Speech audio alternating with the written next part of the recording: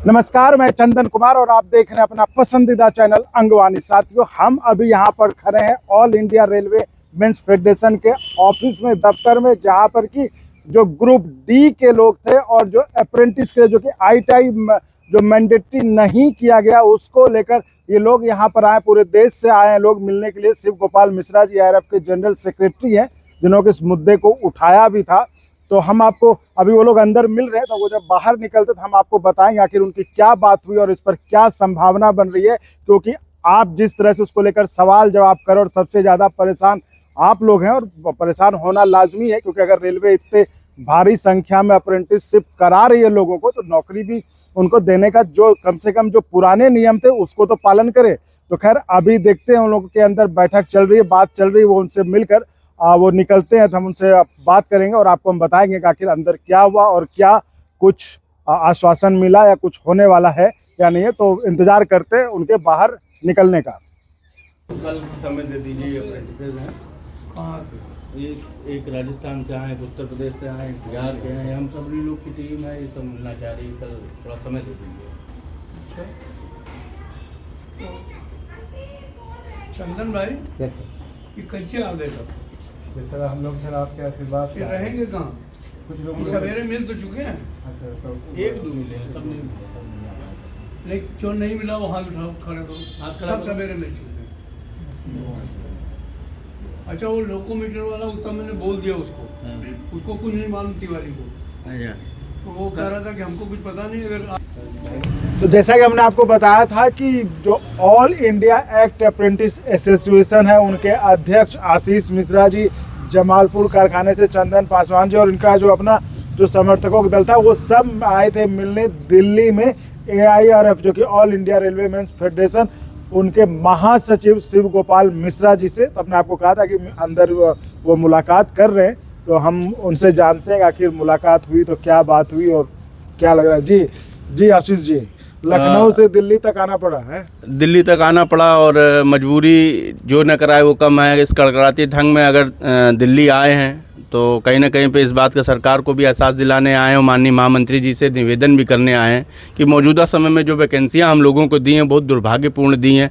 हज़ारों की संख्या में, लाखों की संख्या में अप्रेंटिसेस तो तैयार कर दिए और 32,000 में अगर 20% का कोटे के हिसाब से 6,000 या 6200 वैकेंसी अगर हम लोगों को मिलती हैं, तो उसमें आखिर 60,000 अप्रेंटिसेस, 1 लाख अप्रेंटिसेस का समायोजन कैसे होगा।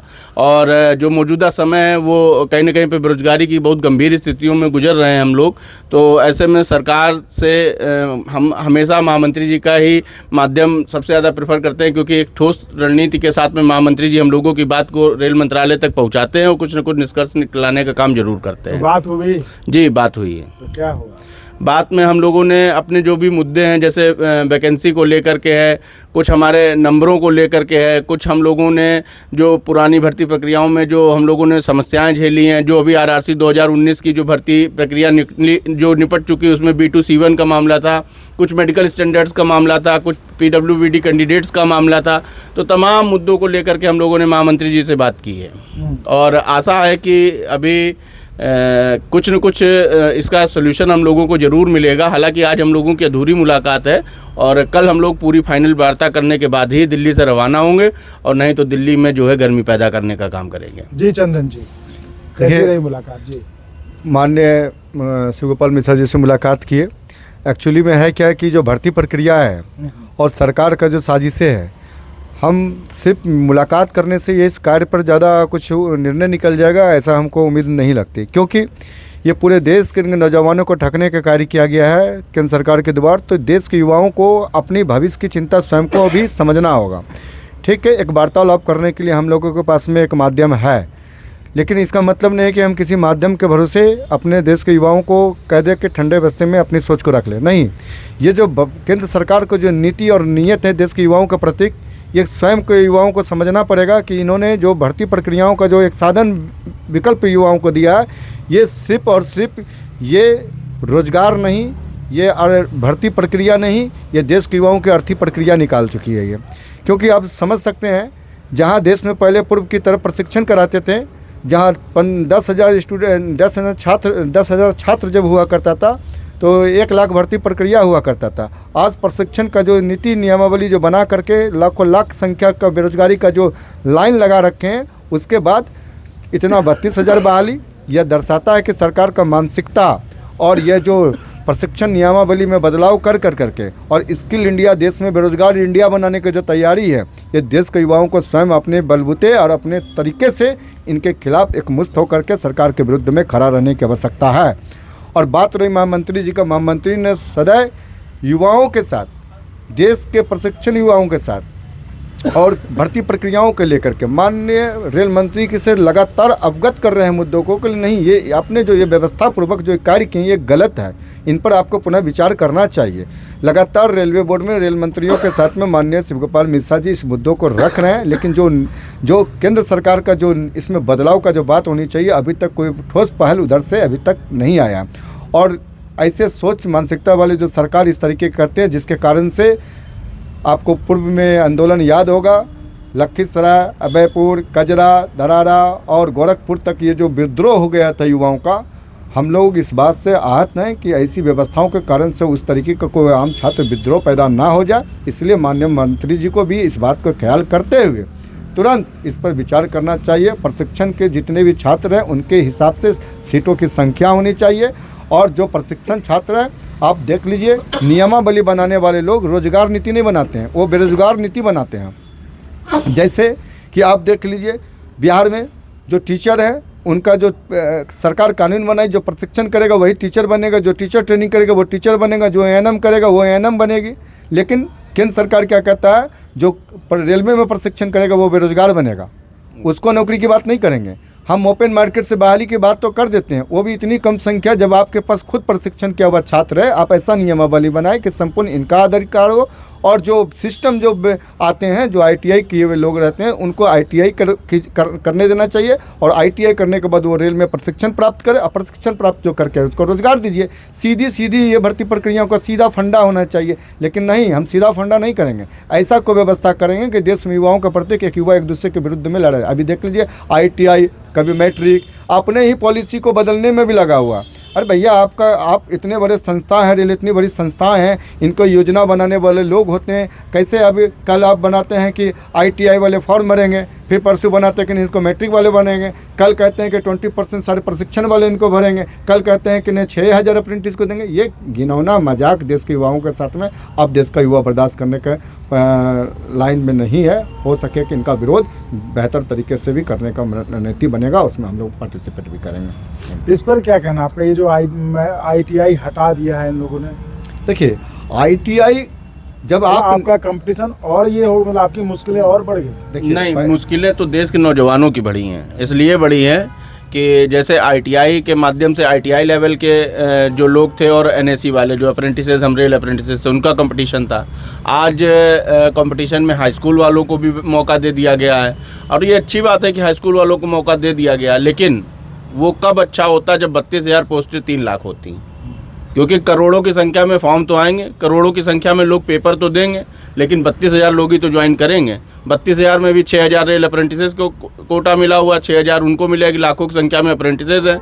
एक यंग ब्लड को इस्तेमाल कर लिया, यंग ब्लड को इस्तेमाल करने के बाद में स्टाइपेंड के नाम पे उनसे जो है जितना एक ग्रुप डी में खलासी वर्क करता है उससे ज़्यादा वर्क कराया। वर्क कराने के बाद में 1 साल के बाद में प्रशिक्षण पूरा कराने के बाद में उनको जो है बेरोजगार कर दिया।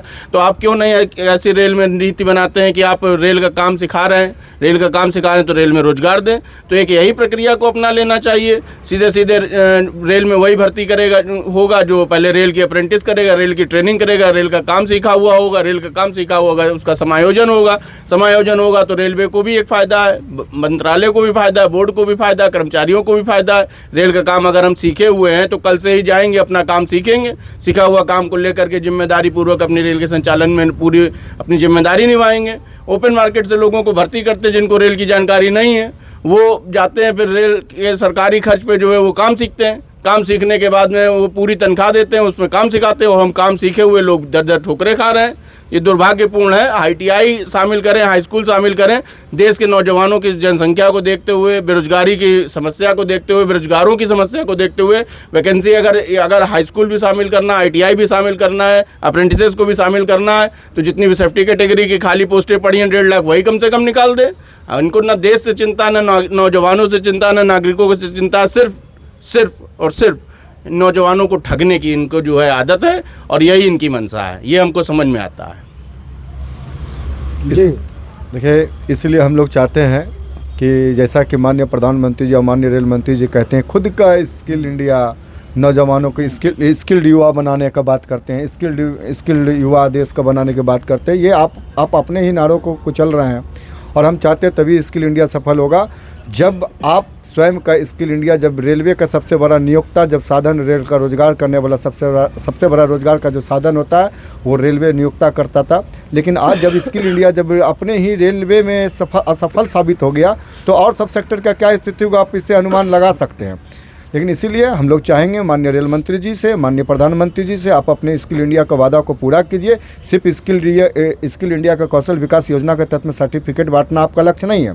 इनका एक बेहतर और लोगों के युवाओं को रोजगार का साधन बढ़े, यह सोच के साथ माननीय प्रधानमंत्री जी को और माननीय रेल मंत्री जी को इस विजन के साथ करना चाहिए। अगर 50,000 हम अप्रेंटिस करवाएं तो 50,000 के हाथ में स्किल्ड युवा होने के कारण से स्किल्ड युवा को रोजगार मिलना चाहिए। इस लक्ष्य के साथ में कार्य करना होगा और ऐसा नहीं करना होगा कि अपने मुनाफे के लिए एक भर्ती प्रशिक्षण करवा रहे हैं, वर्कशॉप में प्रशिक्षण के नाम पर हम उससे एक वर्कर का कार्य करा लिए, अपना मुनाफा कमा लिए, वैसे देश के बच्चों को रोड पर ढनकने के लिए छोड़ दें, या बर्दाश्त नहीं होने के कगार पर है। और आगे क्या होगा, आगे देख लीजिए कि इससे अभी हाल फिलहाल में आप देखे होंगे जमालपुर में बहुत बेहतर तरीके से केंद्र सरकार के खिलाफ में धरना प्रदर्शन किया गया। उसके बाद फिर देखिए कि एक बार जुलूस निकाल कर प्रदर्शन किया रहा। हम लोग तो शांतिवादी देश, गांधीवादी देश के विचारधारा वाले लोग हैं और हम निश्चित है कि शांति के प्रति जो भी आंदोलन का रास्ता होगा ये आगे की ओर ही बढ़ेगा, पीछे की ओर जाने वाले नहीं है। सरकार को किसी न किसी से युवाओं को बात सुनना होगा, अन्यथा आने वाला दिन में हम लोग इसका विरोध का प्रदर्शन को और आगे गति देंगे। ये आंदोलन से लगता है सरकार मानेगी, आपकी मांग पूरी होगी? आंदोलन से क्यों नहीं मानेगी? अगर युवा जागेगा, अपने हक और अधिकार की लड़ाई को लड़ने की बात को अगर समझेगा और अगर लड़ने के लिए तैयार रहेगा तो सरकार बनाई किसने है? हम नौजवानों ने बनाई है। सरकार बनाना जानते हैं तो सरकार को बिगाड़ना भी जानते हैं, मगर हम लोग कोई राजनीतिक लोग नहीं हैं। हम लोगों की मंशा अपने घर परिवार को चलाना, हमारी अपनी मंशा है अपने परिवार की जिम्मेदारियों को समझना और उनको लेकर के चलना।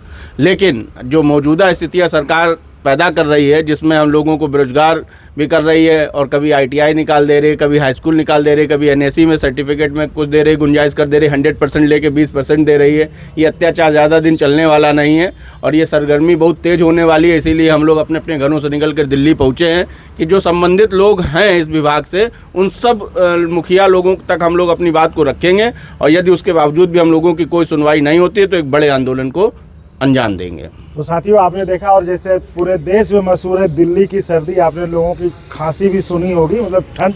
तो लोग देश के विभिन्न हिस्सों से, लखनऊ से, बिहार से, जमालपुर से, कारखाने से लोग यहाँ पर आए, दिल्ली में लोगों से मिल रहे हैं अपनी बात बताने के लिए। और हम यहाँ पर आपको पहले बता चुके कि ARF का जो हेडक्वार्टर है दिल्ली में, वहाँ पर हम हैं, जिससे कि यहाँ पे लोग शिव गोपाल मिश्रा जी से मिलने आए थे और ये कह रहे कि हम पहले बताएंगे और नहीं होगा तो इस पर पैर पीछे नहीं खींचने वाले हैं, हम आंदोलन को और आगे बढ़ाएंगे। तो आपको एक अंदाज़ा लग गया होगा कि अप्रेंटिस का जो मुद्दा अब तक ट्विटर पे और ऑनलाइन इंटरव्यूज़ और वीडियोज़ में चल रहा था, वो अब लोगों का गुस्सा आपको सड़क पर भी दिख रहा है, जो कि कोई जमालपुर से, कोई लखनऊ से, कोई और अन्य हिस्से से, कोई जो राजस्थान से वो लोग आ रहे हैं और दिल्ली आ चुके हैं और वहाँ पर वो लोगों से मिल रहे, अपनी बात बता रहे हैं। क्या कुछ और? हालांकि सर, हम लोग अपनी रणनीति को पूरी तरीके से ओपन नहीं करना चाह रहे थे, लेकिन यहाँ पे लगभग भारतवर्ष के कोने से, राजस्थान से लेकर के और पंजाब से लेकर के और सब जगह के लोग आए हैं।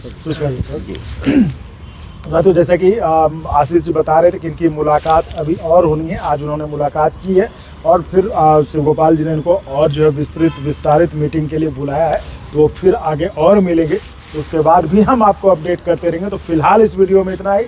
आप ऐसे ही चैनल को लाइक, शेयर, सब्सक्राइब करते रहें और संभव हो तो ज्वाइन भी करिएगा, जिससे हमें आपके लिए, आपसे जुड़े हुए मुद्दे को उठाने में मदद मिलती रहे। बहुत बहुत धन्यवाद।